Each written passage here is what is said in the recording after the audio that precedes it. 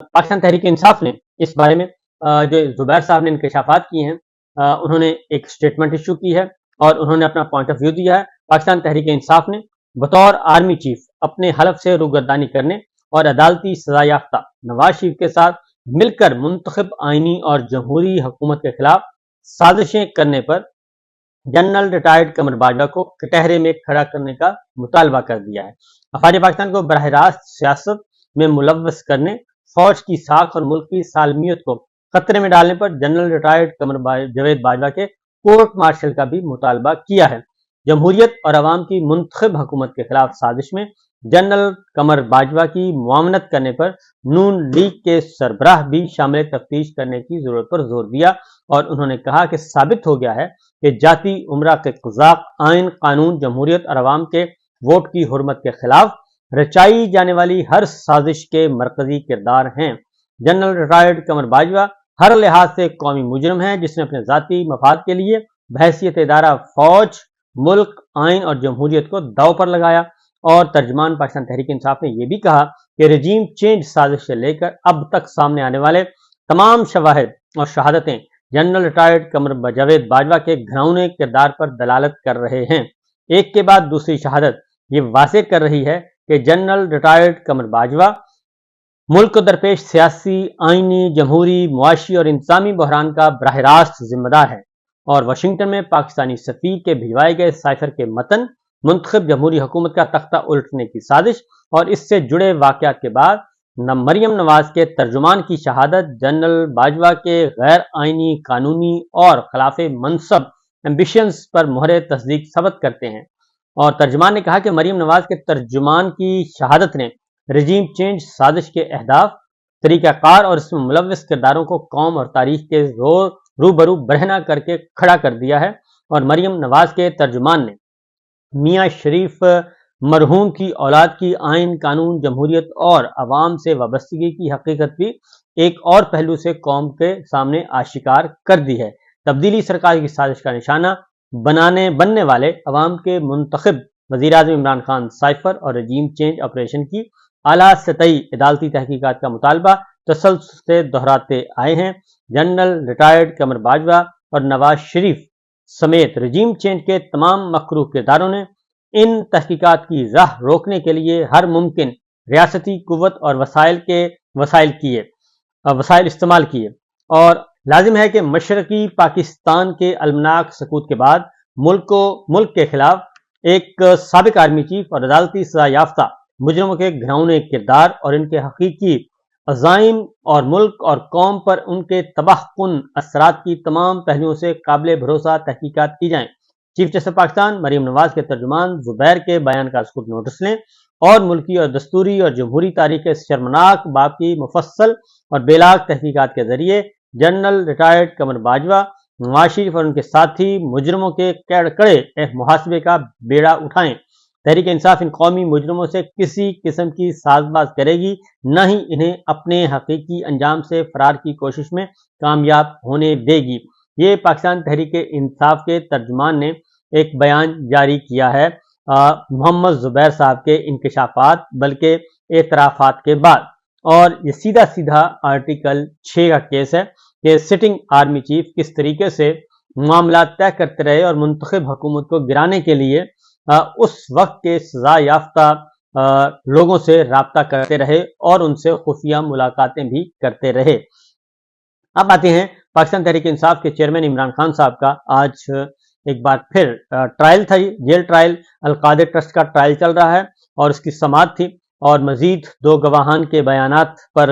جرح مکمل ہو گئی ہے اور مزید گواہان کو بھی طلب کر لیا گیا ہے اور وہ ایک ہیئرنگ چل رہی ہے۔ اب جولائی کی 2 تاریخ کو شاید اگلی ہیئرنگ ہوگی اور اس سے پہلے عمران خان صاحب نے اس کے بعد گفتگو کی ہے۔ عمران خان صاحب نے کمرہ عدالت، جیل کے کمرہ عدالت میں انہوں نے کہا ہے کہ پاکستان کو اس وقت ایک بڑی سرجری کی ضرورت ہے اور پاکستان اس وقت بہت بڑے کرائسس سے گزر رہا ہے۔ پاکستان کو اصلاحات کی ضرورت ہے، ریفارمز عوامی مینڈیٹ رکھنے والی حکومت ہی کر سکتی ہے، اور جو ملک قرضے اتارنے کے لیے قرض لے رہا ہو وہ آگے کیسے بڑھ سکتا ہے؟ پاکستان کے لوگ پاکستان سے باہر سرمایہ کاری کر رہے ہیں۔ عمران خان نے کہا کہ دھاندلی زدہ الیکشن سے ایسا ہی بجٹ متوقع تھا جیسا کہ پیش کیا گیا اور ملک میں سرمایہ کاری کا ماحول بنانا تھا، لیکن انہوں نے ہر چیز پر ٹیکس لگا دیا۔ سارا کنٹرول SIFC نے اپنے پاس رکھا ہوا ہے۔ جون اور جولائی کے بل جب آئیں گے بجلی کے، گیس کے، تو حکومت کو پتہ چل جائے گا کہ عوام کیا سوچ رہے ہیں۔ NRO2 کے ذریعے انہوں نے کہا کہ ملک کے ساتھ بہت بڑا فراڈ کیا گیا اور انہوں نے یعنی کہ اس وقت حکمرانوں نے اپنی چوریاں بچانے کے لیے قانون سازی کروائی اور وائٹ کالر کرائم کے دروازے کھول کے شہباز شریف کے لوگوں کو کہتا ہے قربانیاں دینا ہوں گی۔ عمران خان صاحب نے کہا کہ ہم نے پارٹی سطح پر مذاکرات کی حامی بالکل نہیں بھری اور ہم نے محمود خان اچکزئی کو ضرور کہا ہے کہ وہ مذاکرات کریں، اور عمران خان صاحب نے کہا کہ محمود خان اچکزئی دوسری جماعتوں سے مذاکرات کریں گے اور دوسری جماعتیں انہیں کیا کہتی ہیں اور کیا دوسری جماعتیں آفر کرتی ہیں رول آف لاء کے لیے، سپریمیسی آف کانسٹیٹیوشن کے لیے، جمہوریت کے لیے، وہ جب سامنے چیزیں آئیں گی تو پھر پاکستان تحریک انصاف اور عمران خان صاحب نے کہا کہ وہ خود اس کو دیکھیں گے اور پھر اس کا جائزہ لیں گے۔ اور ایک ساتھ انہوں نے یہ بھی کہا کہ نون لیگ سے ہم کیا مذاکرات کریں گے، ان کی تو اپنی ہی حکومت ختم ہو جائے گی، اور نون لیگ سے کیا موسم کی بات کریں، پوری قوم اس وقت عدلیہ کی طرف دیکھ رہی ہے، اور اسٹیبلشمنٹ اگر کوئی نمائندہ مقرر کرے تو کیا آپ ان سے مذاکرات کریں گے، یہ سوال پوچھا گیا صحافی نے۔ تو عمران خان صاحب نے کہا کہ میں مذاکرات پاکستان کے لیے کرنا چاہتا ہوں، پہلے بھی کہا ہے میرے پیچھے ہٹنے سے اگر ملک کو فائدہ ہوتا ہے تو میں پیچھے ہٹ جاؤں گا، لیکن مجھے مطمئن کریں کہ میرے پیچھے ہٹنے سے ملک کو فائدہ ہوگا۔ انہوں نے ایک اور بات بھی کی، انہوں نے کہا کہ جی علی امین گنڈا پور کے ساتھ حکومت نے معاہدے کو خود توڑا اور معاہدے حکومت توڑ دے اور گالیاں علی امین لے، یہ نہیں ہو سکتا، اور 22 گھنٹے لوڈ شیڈنگ ہو رہی ہے، لوگ گرمی سے مر رہے ہیں، 12 گھنٹے کی لوڈ شیڈنگ کا کہہ کر وفاقی حکومت 22 گھنٹے لوڈ شیڈنگ کر رہی ہے۔ اور انہوں نے یہ بھی کہا کہ میرے کمرے میں بھی لوڈ شیڈنگ ہو رہی ہے، پنکھا بند کر دیا جاتا ہے، اور میرا کمرہ اگر پنکھا بند ہو جائے تو وہ اوون بن جاتا ہے، اور جن فیڈرز پر بجلی چوری ہو رہی ہے کیا وہاں لوڈ شیڈنگ نہیں ہونی چاہیے؟ عمران خان صاحب نے کہا اس بات پر کہ بجلی چوری تو سارے صوبوں میں ہو رہی ہے، اور امتیازی سلوک صرف خیبر پختونخوا سے کیوں ہو رہا ہے؟ شہباز شریف کے 5، نواز شریف کے 4، مریم نواز کے 2 اور آصف زرداری کے 10 کیسز ختم کرائے گئے۔